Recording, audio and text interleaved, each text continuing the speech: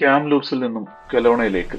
കെലോണ British കൊളംബിയയിലെ ഒരു retirement നഗരം. പാശ്ചാത്യർ ജോലി ചെയ്യുന്ന പ്രായം ഏതെങ്കിലും മറ്റ് സിറ്റികളിൽ ജീവിക്കും. ഒരു പ്രായം കഴിഞ്ഞ് റിട്ടയർ ആയി വിശ്രമ ജീവിതം നയിക്കുവാൻ ഇപ്പോൾ താമസിക്കുന്ന സിറ്റികൾ വിട്ട് മറ്റേതെങ്കിലുമൊക്കെ ചെറിയ നഗരങ്ങളിലേക്ക് അവർ ചേക്കേറുകയും ചെയ്യും. ശുദ്ധമായ വായുവും വെള്ളവും തരക്കേടില്ലാത്ത കാലാവസ്ഥയും ഒക്കെയുള്ള കെലോണ അങ്ങനെയുള്ള ഒരു റിട്ടയർമെന്റ് നഗരമാണെന്ന് ഇപ്പോഴും കേട്ടിരുന്നു. ക്യാംലൂപ്സിൽ വിവാന്ത എന്ന ഹോട്ടലിലാണ് താമസിച്ചത്. പറയാൻ കാരണം റൂമിൽ ചെക്ക് ഇൻ ചെയ്ത് പുറത്തൊക്കെ പോയി കറക്കം കഴിഞ്ഞു തിരികെ വന്നപ്പോൾ റിസപ്ഷനിൽ ജോലി ചെയ്തുകൊണ്ടിരിക്കുന്ന പെൺകുട്ടി ഇങ്ങോട്ട് വന്ന് പരിചയപ്പെടുവാൻ ശ്രമിച്ചു. കണ്ടപ്പോൾ തന്നെ സൗത്ത് ഇന്ത്യൻ അല്ലെങ്കിൽ ശ്രീലങ്കവൻ ആവും എന്ന് കരുതിയതാണ്. സംസാരിച്ചു വന്നപ്പോൾ ബാംഗ്ലൂരാണ് വീട് എന്ന് മനസ്സിലായി.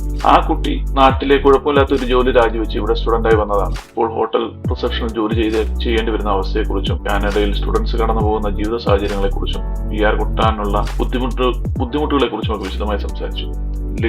ലിങ്ക്ഡിൻ കണക്ട് റിക്വസ്റ്റ് അയച്ച് എന്തെങ്കിലും അവസരം വരുമെങ്കിൽ പറയാം എന്നറിയിച്ച് അവിടെ നിന്ന് ബ്രേക്ക്ഫാസ്റ്റ് കഴിഞ്ഞ് ഞങ്ങൾ മടങ്ങി. അല്ലാതെ നമുക്ക് എന്ത് ചെയ്യാൻ കഴിയും? ക്യാംലൂപ്സിലൂടെ ഒരു നദി ഒഴുകുന്നുണ്ടെങ്കിലും അവിടുത്തെ മണ്ണിന് ഒട്ടും പച്ചപ്പോ വെള്ള നനവോ ഇല്ല. പൂഴിമണ്ണിന്റെ കൂമ്പാരം പോലെ വഴിയരികിൽ നരച്ച മലകൾ നിരന്നു നിൽക്കുന്നു.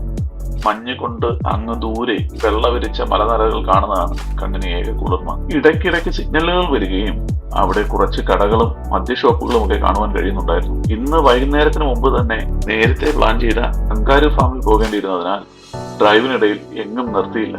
എന്നാൽ പോകുന്ന വഴി അധിക സമയം കളയാതെ എന്ത് കാണുവാനുണ്ട് എന്ന് ഗൂഗിൾ മാപ്പിൽ നോക്കുന്നുമുണ്ടായിരുന്നു.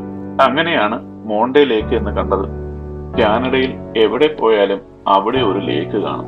ലോകത്ത് ഏറ്റവും കൂടുതൽ ലേക്കുകളുള്ള രാജ്യം കാനഡയാണ് എന്ന് എവിടെയോ വായിച്ചതുപോലെ റോഡിൽ മോണ്ടെ ലേക്ക് എന്ന സൈൻ ബോർഡ് കണ്ടു തുടങ്ങിയപ്പോൾ തന്നെ വണ്ടിയുടെ വേഗത കുറച്ചു തുടങ്ങി. മനസ്സിലുണ്ടായിരുന്ന പുച്ഛഭാവമെല്ലാം മാറ്റിമറിച്ചുകൊണ്ട് ഒരു വെളുത്ത പാളി ഞങ്ങളുടെ മുന്നിലേക്ക് വന്നുപെട്ടു. നോർത്ത് അമേരിക്കയിലേക്ക് വന്നതിന് ശേഷം മഞ്ഞ് നമുക്കൊരു പുതിയ വിഷയമല്ല. എന്നാൽ ഇത് ജീവിതത്തിലെ ആദ്യത്തെ കാഴ്ചയാണ്. പണ്ടെന്നോ വായിച്ച കൈലാസ മനോഹർ യാത്രാ വിവരണത്തിൽ സരോവർ തടാകം തണുത്തുറഞ്ഞു കിടക്കും എന്ന ഭാഗം ഓർമ്മയിലേക്ക് എത്തിച്ച നിമിഷം. ഇംഗ്ലീഷ് സിനിമകൾ കണ്ടിട്ടുണ്ടെങ്കിലും ഇങ്ങനെ ഒരിക്കലും കാണാൻ പറ്റുമെന്ന് ചിന്തിച്ചിട്ട് പോലുമില്ല. അവിസ്മരണീയമായ ഒരു കാഴ്ച തന്നെയായിരുന്നു അത്.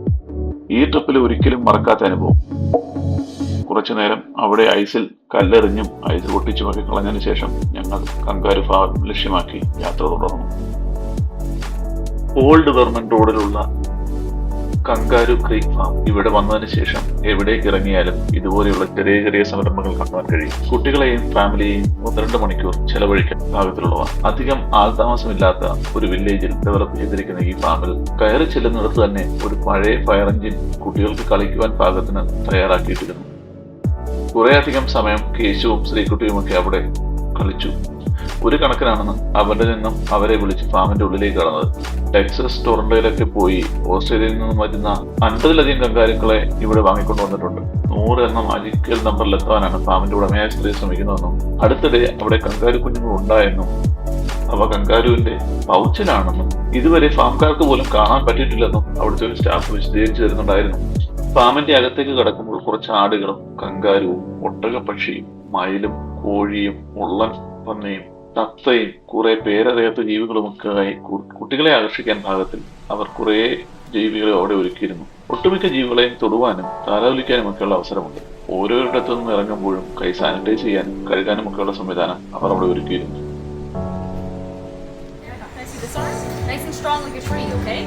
അങ്ങനെ ഞങ്ങൾ ആദ്യമായി കങ്കാരുവിനെയും മുള്ളൻപന്നിയും ഒക്കെ തൊട്ടു. മുള്ളൻപന്നി അതിന്റെ മുള്ളുകൾ ഊരിയല്ല, മറിച്ച് മുള്ളുകൾ വിരിച്ച് പുറകിലേക്ക് ഓടിയാണ് മറ്റു മൃഗങ്ങളെ ആക്രമിക്കുന്നതെന്ന് അവിടെ നിന്നിരുന്ന ഗൈഡ് പറഞ്ഞു തരുന്നുണ്ടായിരുന്നു. അതൊരു പുതിയ അറിവുമായിരുന്നു. കുട്ടികളുമായി 2-3 മണിക്കൂറിലധികം അവിടെ ചിലവഴിച്ചതിന് ശേഷം ഞങ്ങൾ ലഞ്ച് കഴിക്കാനായി കടകൾ തപ്പി ഇറങ്ങി.